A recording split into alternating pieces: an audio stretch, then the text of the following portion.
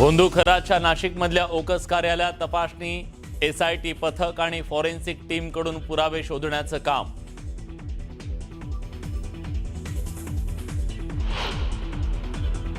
रुपाली चाकणकर आज एसआयटी चौकशीला हजर राहणार नाहीत. वरिष्ठ सूत्रांची न्यूज 18 मराठीला माहिती. तर आज खराच्या मोबाईल डेटावरच्या क्रॉस चौकशीवर भर.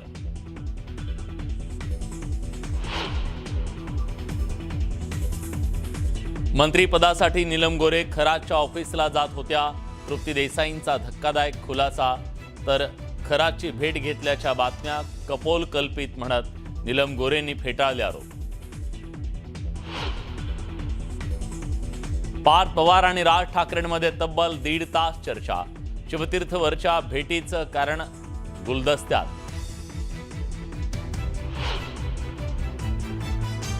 कोणतीही निवडणूक एकतर्फी होऊ देणार नाही.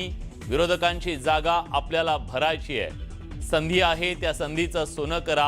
उद्धव ठाकरेंचं जिल्हा संपर्क प्रमुख. जिल्हा प्रमुखांना मार्गदर्शन.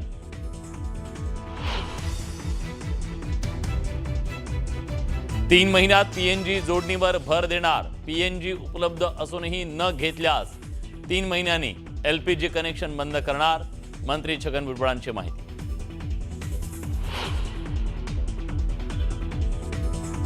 एकनाथ खडसेंच्या अडचणीत वाढ. खडसेंच्या मुलीनं फसवणूक करून जमीन खरेदी केल्याचा आरोप. बोदवड पोलीस ठाण्यात तक्रार दाखल. जमीन दुय्यम निबंधकांसोबत संगनमत करून लाटल्याचा आरोप.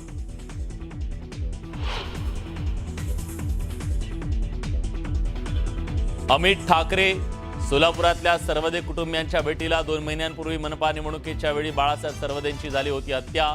अमित ठाकरेंकडून कुटुंबियांचं सांत्वन.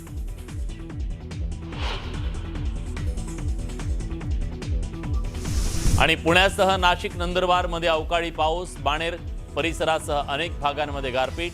ग्रामीण भागात शेती पिकांचा तोनात नुकसान.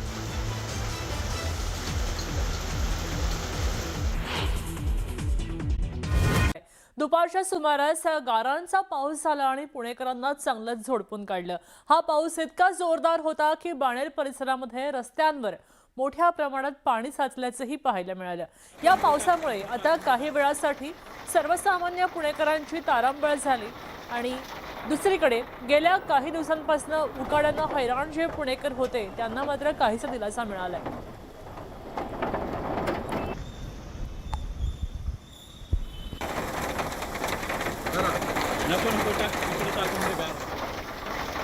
आपण दृश्य पाहतोय. ही दृश्य अगदी पुण्यातल्या बाणेर इथली आहेत. इथले सगळे रस्ते जलमय झालेले आहेत. पाण्याचा पूर आल्यासारखेच रस्ते या ठिकाणी पाहायला मिळत आहेत.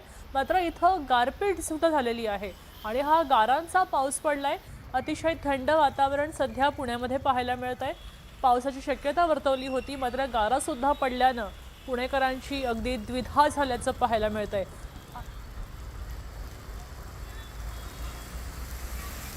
तर पुणे शहराचं मध्यवर्ती ठिकाण असलेल्या शिवाजीनगर भागामध्ये सुद्धा पाऊस कोसळला आणि त्यामुळे रस्त्यांवर मोठ्या प्रमाणात पाणी साचल्याचं पाहायला मिळालं.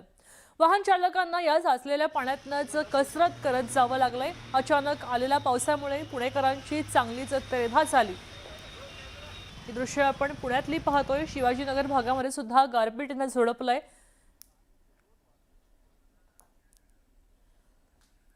तर पिंपरी चिंचवडमध्ये दुपारच्या सुमारास शहराच्या काही भागामध्ये जोरदार पावसाच्या सरी कोसळल्या आणि काही ठिकाणी रिमझिम पावसानं हजेरी लावली. या पावसामुळे आता हवेत गारवा निर्माण झालाय. अचानक आलेल्या या पावसामुळे नागरिकांची तारांबळ झाली असली तरी उकाड्यापासून सुटकाही झाल्यानं समाधान व्यक्त केलं जातंय.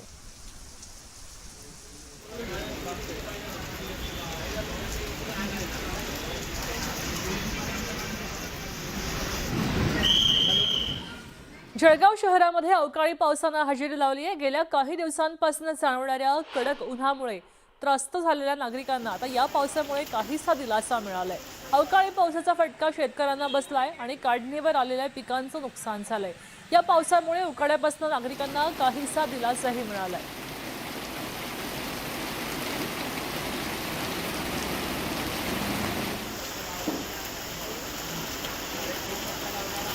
आपण दृश्य पाहतोय. ही जळगाव मधली दृश्य आहेत. जळगाव मध्ये सुद्धा दुपारपासून पावसाची रिपरिप सुरू आहे. काही पिकांनाही याचा फटका बसल्याचं पाहायला मिळत आहे। सध्या रस्त्यावर रिमझिम पाऊस पडताना दिसतोय। अगदी रस्ते सगळे जलमय झालेले आहेत। या पडणाऱ्या पावसामधनच या वाहन चालकांना तारांबळ करत आपली गाडी हाकावी लागते। नाशिक जिल्ह्याच्या निफाड तालुक्यामध्ये जोरदार पाऊस झालाय आणि गारपीटही झालीय। शिवडी उगावला परिसरानं पावसानं चांगलंच झोडपून काढलं। वादळी वाऱ्यासह आलेल्या पावसामुळे शेतकऱ्यांचं मोठ्या प्रमाणात नुकसान झालंय।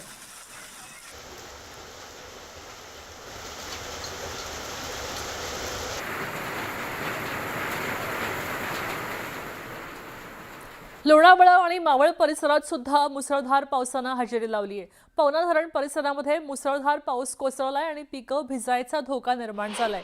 तर दुसरीकडे मावळ तालुक्यामध्ये रिमझिम पावसाला सुरुवात झाली आणि गेल्या काही दिवसांपासून सुरू असलेल्या कडक उन्हापासून नागरिकांना दिलासा मिळालाय।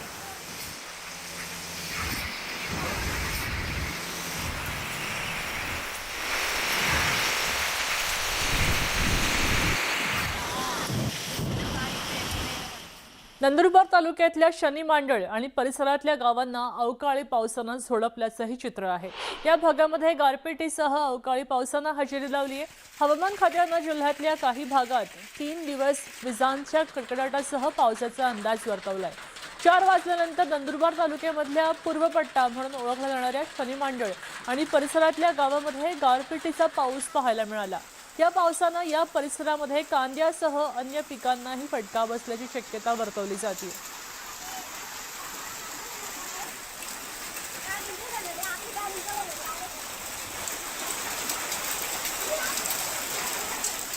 धुळे जिल्ह्याला सुद्धा पुन्हा एकदा अवकाळी पावसानं आणि गारपिटीनं झोडपून काढलं। धुळे शहरासह धुळे आणि साक्री तालुक्यामध्ये ढगांच्या गडगडाटासह अवकाळी पाऊस झाला। यावेळी अवकाळी पावसासोबत धुळे तालुक्यातल्या नेर कुसुंबा परिसरासह साक्री तालुक्यामध्ये पिंपळनेर आणि पश्चिम पट्ट्यात गारपीट झाली। त्यामुळे काढणीला आलेल्या गहू, हरभरा, मका आणि कांदा पिकाचं मोठं नुकसान झालं। आधीच आठवड्याभरापूर्वी झालेल्या अवकाळी पावसाच्या धक्क्यातनं शेतकरी सावरत नाहीत। तोच पुन्हा एकदा अवकाळी पाऊस झाला आणि गारपिटीमुळे शेती पिकांना मोठा फटका बसला। तर पुणे जिल्ह्याच्या जुन्नर, आंबेगाव आणि खेड तालुक्याला वादळी वाऱ्यासह मुसळधार पावसानं झोडपलंय। विजांचा कडकडाट झाला आणि अवकाळी पावसामुळे शेती पिकांचं मोठं नुकसान झालं। जुन्नर तालुक्यातल्या प्रसिद्ध शिवनेरी हापूस आंबा पिकाला मोठा फटका बसायची शक्यता व्यक्त केली जाते। त्याचबरोबर इथला भाजीपाला, कांदा, बटाटा आणि इतर पिकांचंही मोठं नुकसान होण्याची भीती आहे। अचानक आलेल्या पावसामुळे शेतकरी हवालदिल झाले आणि प्रशासनानं पंचनामे करून तातडीनं मदत द्यायची मागणी आता जोर धरली आहे।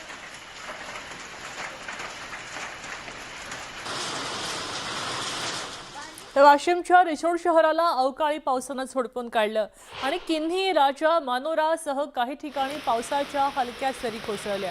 त्यामुळे 40 अंशांवर असलेल्या तापमानामध्ये थोडी घट झाली आणि नागरिकांना उकाड्यापासून तात्पुरता दिलासा मिळालाय। वाशिम जिल्ह्याला पुढचे 3 दिवस अवकाळी पावसाचा इशारा दिलाय। त्यामुळे शेतकऱ्यांची चिंता आता वाढली आहे।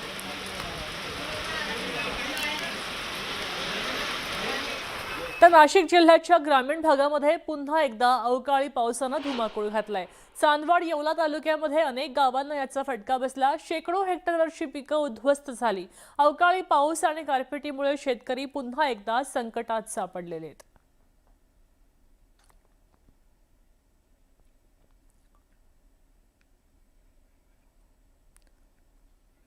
तर पुण्याच्या भोर तालुक्यामध्ये उतरवली गावाच्या परिसरामध्ये जोरदार वारे वाहत होते। गारांचा पाऊस झाला आणि गारांच्या पावसामुळे रस्त्यावर गारांचा सडाही पडला होता। अचानक सोसाट्याच्या आलेल्या वाऱ्यासह अवकाळी पावसानं नागरिकांची त्रेधा झाली। पावसामुळे हवेत गारवा निर्माण झाला आणि नागरिकांची उष्णतेपासून सुटका झाली। मात्र अगदी हातातोंडाशी आलेलं पीक भिजून शेतातल्या पिकाचंही नुकसान व्हायची भीती आहे। काढणीला आलेले ज्वारी, गहू, हरभरा या पिकांना फटका बसायची भीती शेतकऱ्यांना वाटते।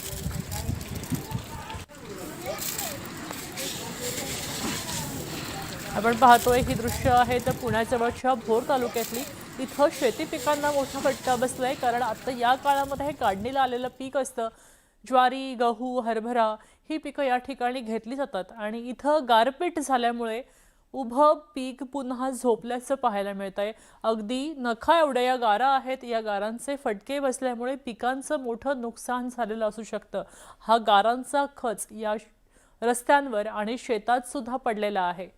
ही दृश्य आपण सध्या पाहतोय. ही उन्हाळ्यापूर्वीचा हा पाऊस आहे, अवकाळीचा पाऊस आहे